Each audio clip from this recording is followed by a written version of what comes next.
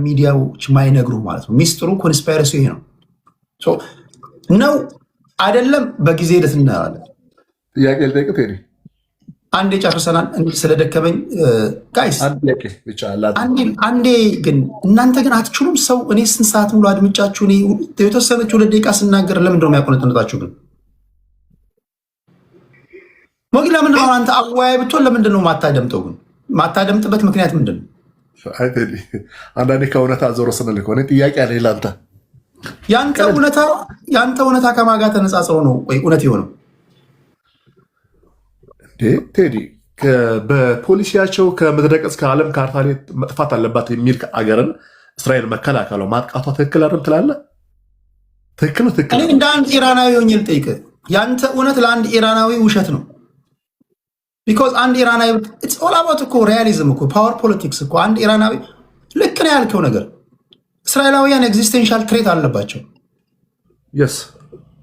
100% አንድ እስራኤላዊ መጥቶ ኢራን ኒውክሊየር መታጠቋ ለእኛ የህልውና አደጋ ነው ቢለኝ ትክክል ነው እላለሁ። አንድ ኢራናዊ መጥቶ እስራኤል ኒውክሊየር መታጠቋ ለእኔ ኤግዚስቴንሻል ትሬት ነው ቢለኝ ልክ ነው እለዋለሁ።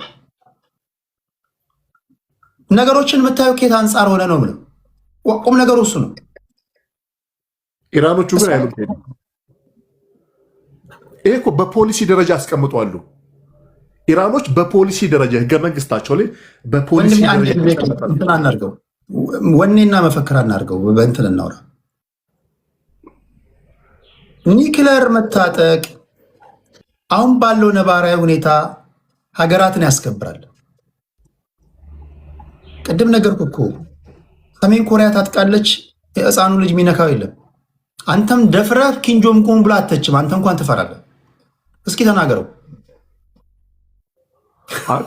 ፖሊሲያቸው እኮ ቴዲ አሁን እኮ ትልቁ ጭዌ የኒኩሌር ፖሊሲ እኮ ነው።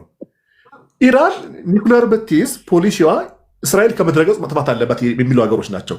ስለዚህ እስራኤል አበክራ ትሰራለች እንዳይዙ።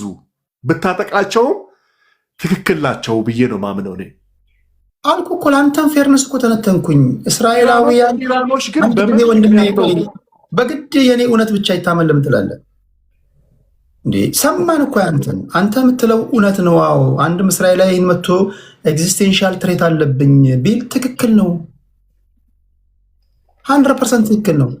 አንድም ኢራናዊ መጥቶ እኔ ሳልታጠቅ እስራኤል ብቻ ኒውክሌር መታጠቋ ለእኔ ኤግዚስቴንሻል ትሬት ነው የነሱ መታጠቅ ቢለኝ ትክክል ነው። ቢኮዝ ሶሪያ ስትፈርስ አይቷል፣ ኢራቅ ስትፈርስ አይቷል፣ አፍጋኒስታን ስትፈርስ አይቷል፣ ሊቢያ ስትፈርስ አይቷል፣ የመን ስትፈርስ አይቷል። ኔክስት ኢዝ ኢራን ነው የምታወራው። እስራኤሎች ዓለምን